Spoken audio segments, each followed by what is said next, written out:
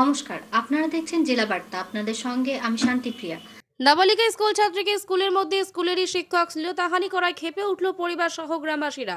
ঘটনাটি পূর্ব বর্ধমান জেলার খণ্ডঘোষ ব্লকের আমরাল গ্রামে আমরাল প্রাথমিক বিদ্যালয়ের স্কুলে পাঠরত অবস্থায় চতুর্থ শ্রেণীর এক নাবালিকা ছাত্রীকে শ্লীলতাহানি করেন ওই স্কুলের এক শিক্ষক, যার নাম মহাদেব কুণ্ডু। শিক্ষকের বাড়ি ইন্দাস থানার অন্তর্গত কুশমুড়ি গ্রামে।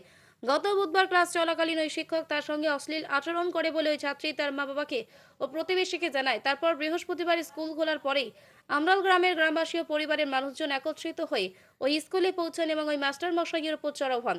ঘটনার খবর পেয়ে ঘটনাস্থলে খণ্ডঘোষ থানার বিশাল পুলিশ বাহিনী হাজির হন। পরবর্তীকালে পুলিশদের সাথে গ্রামবাসীদের বচসা বেঁধে যায় আর তারপরেই শুরু হয় ধস্তাধস্তি।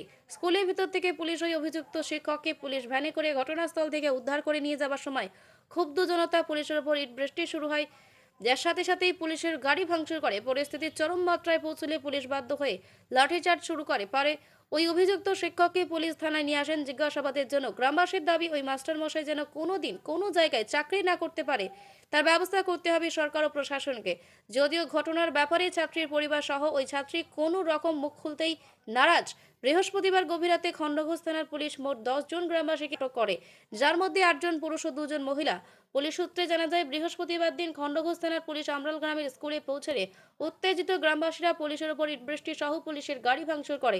পুলিশের কাজে বাধা এবং পুলিশের গাড়ি ভাঙচুরের জন্যই 10 জনকে আটক করা। গভীর রাতে শুক্রবার ওই 10 জন সহ অভিযুক্ত শিক্ষককে বর্ধমান আদালতে তোলা হয়।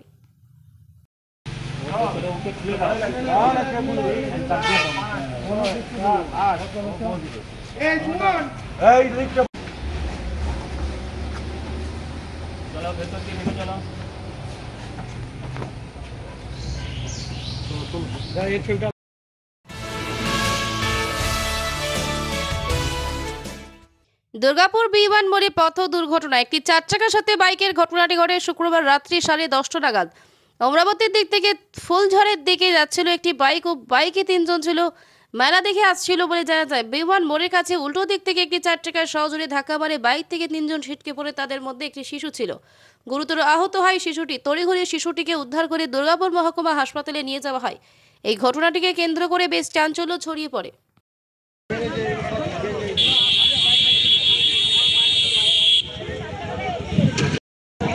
সরবাবু একটু সরব।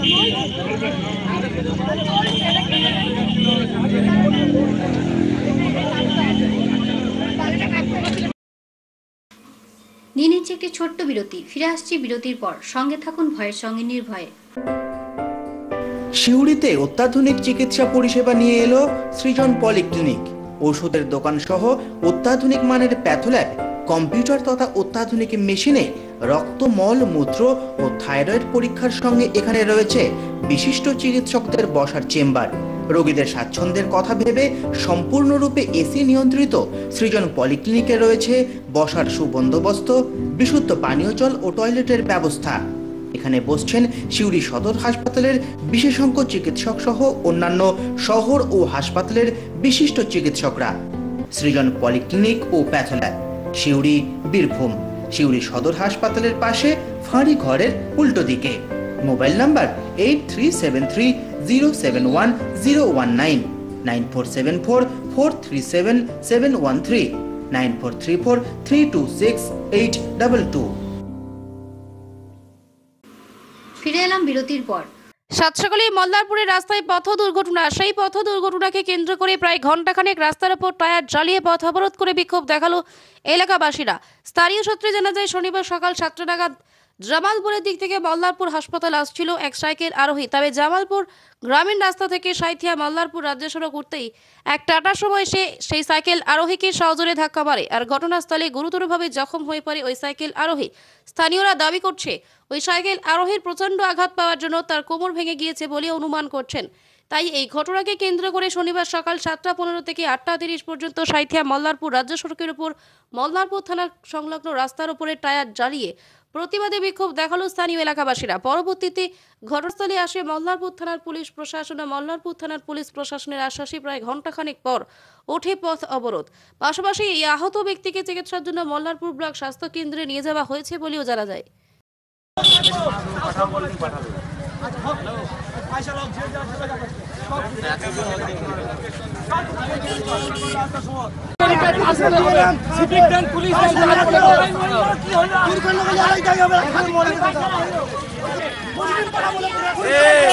ওই গাড়ি বলে ড্রাইভার কইতা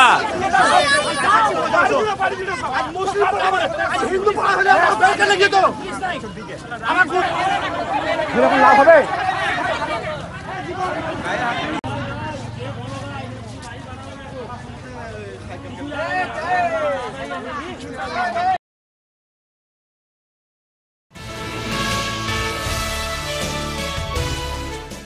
বোলপুরের সবুজপল্লী এলাকায় আর্থিক প্রতারণার অভিযোগে প্রতারকের বাড়ির সামনে বিক্ষোভ।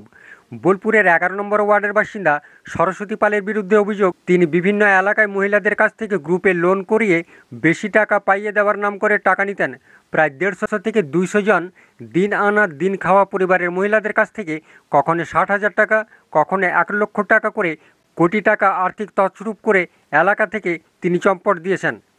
প্রায় 1 বছর ধরে তার এই ব্যবসা চলছে বলে এলাকাবাসীরা অভিযোগ করেছেন। গত বৃহস্পতিবার থেকে ওই মহিলাকে এলাকায় খুঁজে পাওয়া যাচ্ছে না। এরপরেই ক্ষোভে ফেটে পড়েন এলাকাবাসীরা। যদিও সরস্বতী পালের মায়ের বক্তব্য, এই ধরনের কোনো কাজ তার মেয়ে করেনি। এদিকে যারা প্রতারণার শিকার তারা পুলিশকে অভিযোগ করবেন বলে জানিয়েছেন।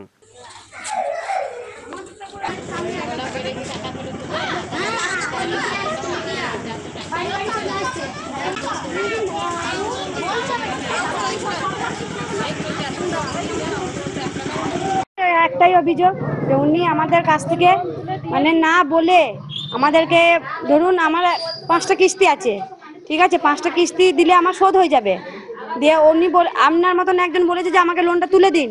আমার যেটা বটে সেটা আমি বলছি, কিন্তু আমার সঙ্গে যেটা হয়েছে, দিয়ে আমি বলেছি ঠিক আছে লোনটা তুলে দিচ্ছি, ওনার লোনটা আমাকে দেবেন, ওনার যদি 1 মাসের পর যদি হয়ে যায় তো বলেছে বেশ তাই হবে। দিয়ে আমি ওইভাবে লোনটা দিয়েছি 75,000 টাকা ওটা দিয়েছি। তাই আমি মেয়েরান টাকা পাহলে চলে যায় না, ও সব মিথ্যা কথা বলছে, কোটি টাকা হেনা টাকা পাহলে চলে যায় নাই। ওরা আমার মেয়ে প্রথম থেকে লোন মিটিয়েছে, বুঝলেন, লোনটা প্রথম থেকে মিটিয়ে আসছে, কিস্তি দিয়ে আসছে।